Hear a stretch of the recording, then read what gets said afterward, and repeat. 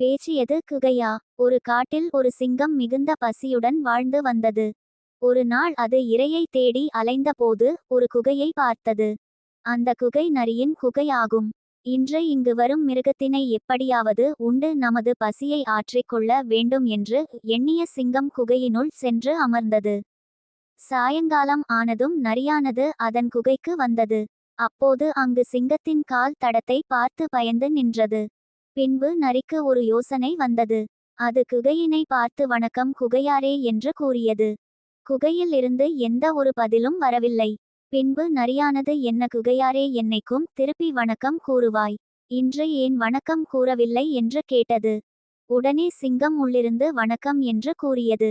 உடனே நரியானது உள்ளே சிங்கம் இருக்கிறது என்பதை யூகித்துக்கொண்டு முட்டாள் சிங்கமே, எங்கேயாவது குகை பேசுமா என்று கூறிக்கொண்டு அங்கிருந்து தப்பி ஓடி அதன் உயிரை காப்பாற்றிக் கொண்டது. சிங்கம் அவமானப்பட்டதை எண்ணி வருந்தி அங்கேயே பசியினால் இறந்துவிட்டது. கருத்து: முட்டாள்தனத்திற்கு பரிசு இல்லை. Web links.